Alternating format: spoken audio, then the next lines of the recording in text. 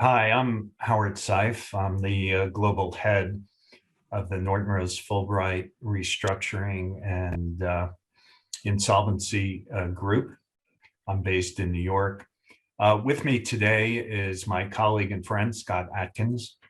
Scott is based in Australia, in Sydney, and he's the head of risk advisory there and is also the current president of Insol International. Thanks for joining me, Scott.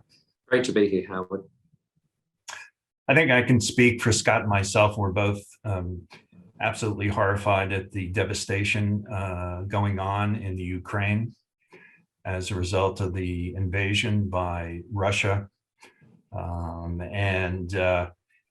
think the media has captured the devastation on the ground in the Ukraine.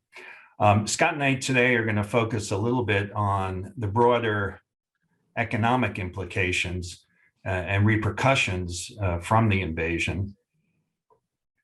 And our focus is going to be on the global impact on businesses and the economy. The state of play on February 24th, when the invasion commenced, was really a record low in the past year of formal insolvency proceedings, which surprised a lot of people given the impact of COVID on the world economies. But we saw the impact of government support, low interest rates, enormous liquidity, which really propped up many businesses. And we did not see the formal insolvency proceedings and the restructurings that we all might have anticipated. We did see challenges for 2022 with rising inflation, supply chain disruptions, impact of COVID on hospitality and travel.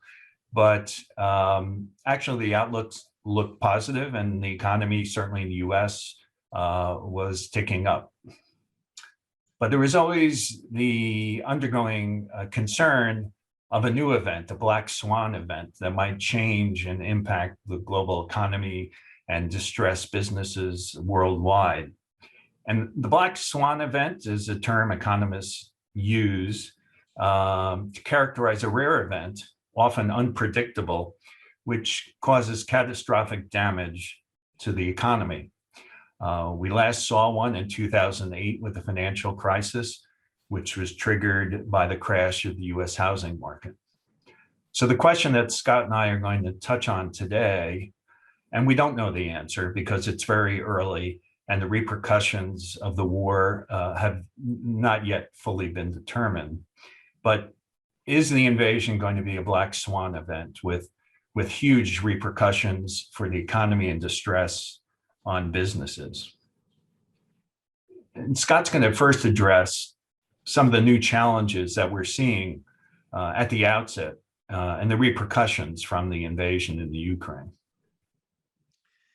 Thanks, Howard. I have to agree with you. We've entered an era of radical uncertainty. I think we've never had such extreme unpredictability, and that's been, as you've said, very much fueled by geopolitical and financial shifts that are rattling their way across the world right now.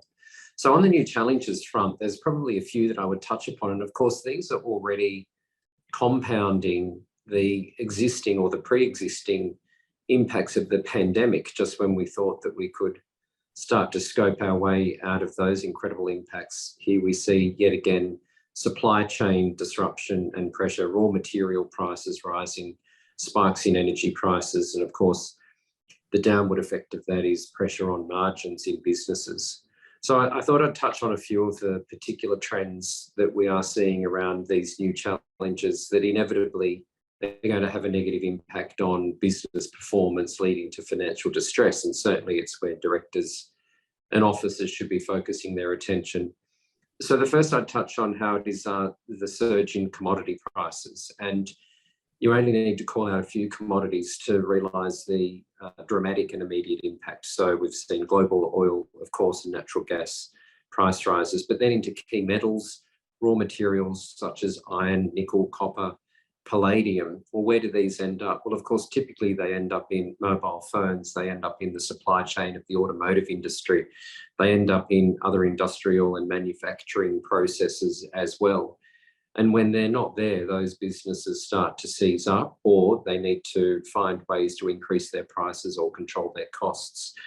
And of course, it doesn't just operate in that effect locally. I think what we've seen this time around with these new challenges is that they are truly global in their impact. And we've seen the way that the world has started to respond to what has otherwise been an invasion localized between two countries. But the impact, as I say, is truly global. Neon is one interesting one. I think many people might have seen commentary on this. 90% of neon supplies come out of that region. They're critical, or it's a critical ingredient in the manufacturing of microchips. We've already seen, and many of us have had firsthand experiences of the impact caused by supply chain disruption for microchips, and that's expected to continue. So the surge in commodity prices and related supply chain disruption is one. One we perhaps don't talk about so much, but is going to be critical, is food prices and food shortages. It's extraordinary to think that as a result of this development, we could be looking at an inefficient amount of supply in the agricultural supply chain system for food manufacturing in particular, leading to increased prices. A few statistics probably bear this out. 25% of wheat globally comes from that region. 50% of sunflower oil comes from the Ukraine. And these ingredients are simply not going to be readily available, and the world needs to find substitutes. So crucial food supply shortages will definitely disrupt in that area. And if we think, where does food end up? Well, of course, it obviously ends up on our household table, but it also feeds into the hospitality sector, a sector which has been under acute and extreme pressure during the pandemic. And one would think that this is probably the last additional pressure that it really needed to face into at a time when it was probably starting to look at increased rates of tourism and travel. And then maybe a quick few remarks on inflation and higher prices. Generally, we've seen already, prior to this development, pressure or inflationary pressure across the globe. That's only now going to be compounded as a consequence of the sorts of price rises that I've already touched upon in the energy sector, in the food sector as well. Also coming at a time when we see central banks starting to review their interest rate policies. So upward pressure on interest rates, upward inflationary pressure as well. I think we've seen these cycles before, and the inevitable economic impact and financial impact on business is usually extreme. Howard, one example I saw when I was looking at some of these data points today before preparing for our recording, coal. So there's a particular coal market in a part of the world. Coal was trading at US $104 a tonne not all that long ago as a consequence of concerns about the blacklisting of coal in Russia. Now that coal price has spiked to $645 US per tonne. So these impacts, you would think, and the shocks of these price increases are going to be very difficult to absorb in some markets.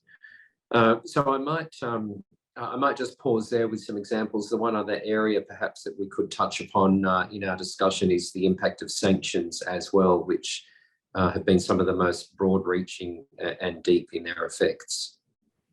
Yeah, maybe before we jump to sanctions, just to follow up on a few of your points, Scott, on the inflationary pressures we're seeing. As you mentioned, wheat futures, which Ukraine and Russia are enormous producers of wheat, are up 68% to date.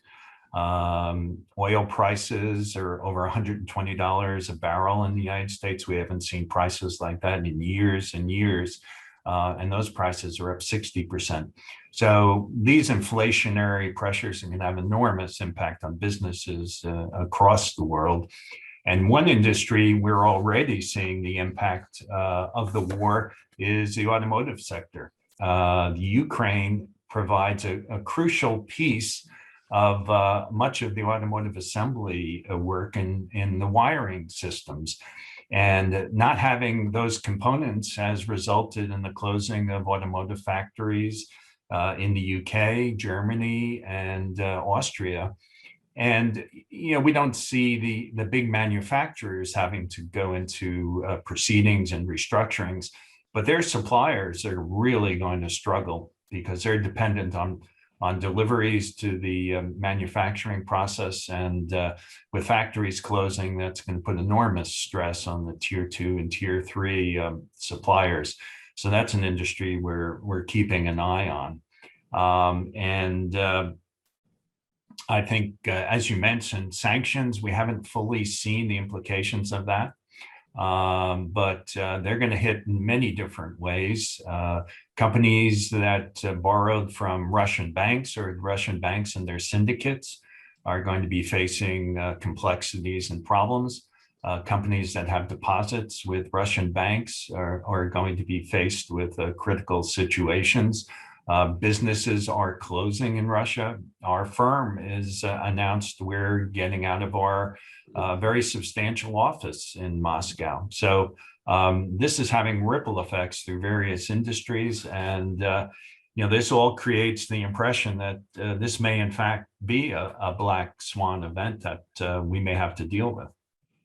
Well, I think on top of the sanctions, two other comments I'd make. We've also seen self-regulation by business as well. So without being sanctioned to stop doing certain activities, we've seen examples. Some of the biggest payment facilitators have decided to no longer provide those services. And we've all read and heard the news about being severed from SWIFT, which is one of the implications being visited upon Russia.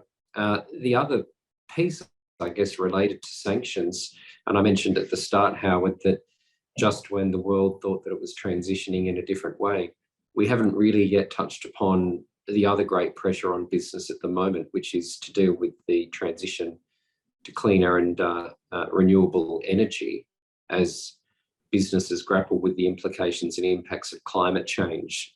That inevitably needs to continue. It's obviously fallen somewhat from the headlines, although there have been significant recent UN reports about the critical need to continue that transition. But from the perspective of business, this has been, you've been talking about a black swan event. It seems to be a perfect storm of challenge and risk for businesses at an incredibly difficult and challenging time. One of the things we're often asked, though, is by our directors of companies that are facing this enormous distress as to how they function, how they should operate when they have significant concerns about their ability of their companies to continue. And it varies, our advice, depending on the jurisdiction involved. In the United States, particularly in Delaware, where many of our corporations are based, there's a fair amount of case law and support for directors in distress situations, that they can continue trading, they can continue doing business and try to find a way out of their problems and continue to incur credit without exposing themselves to personal liability.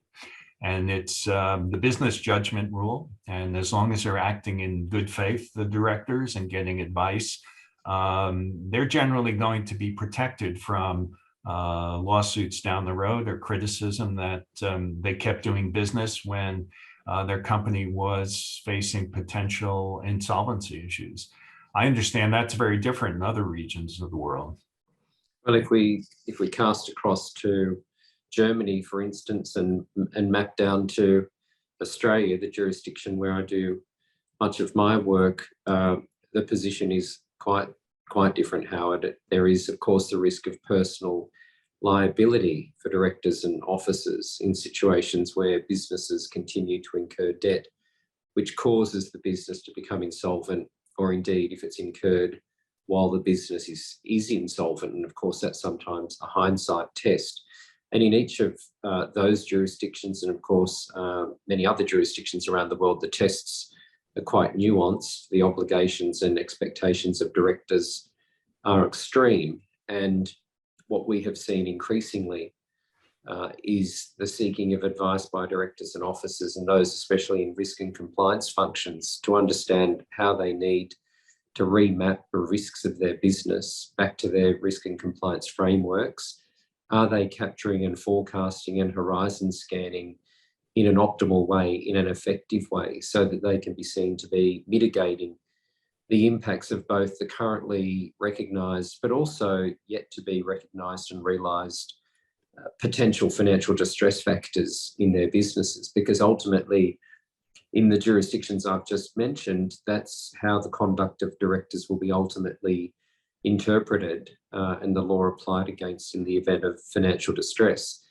And I should just mention, for instance, in Australia, which typically has had a reputation for having some of the most draconian director liability laws, there is, of course, a safe harbour regime now in place, which enables directors to gain some additional protection, but it still requires a level of proactivity and informed understanding about what is happening in the business. And this is probably a time when we need directors and officers to be more vigilant in that regard than ever before. And we do indeed see directors seeking advice much earlier in the cycle now than has typically been the case. One final point I do want to raise, which I think will become important down the road as these sanctions hit Russian businesses, and we see the fallout, and there are going to be many failures of Russian businesses, and these are global businesses that have operations around the world and assets around the world.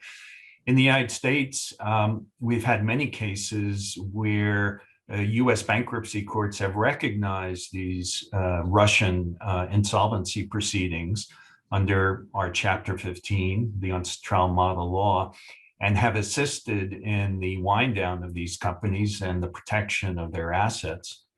But there is a provision in Chapter 15 that limits recognition under a public policy exception. And that says we're not going to grant in the United States recognition to a foreign proceeding if it's manifestly contrary to the public policy of the United States. So something to keep in mind and watch for down the road, whether U.S. bankruptcy courts are not going to recognize Russian insolvency proceedings under this exception. And, Russian companies that in the past have been able to get the protection of the U.S. courts and the automatic stay may no longer be willing to do so. Another of the ramifications that I don't think have been fully realized as we go through this process.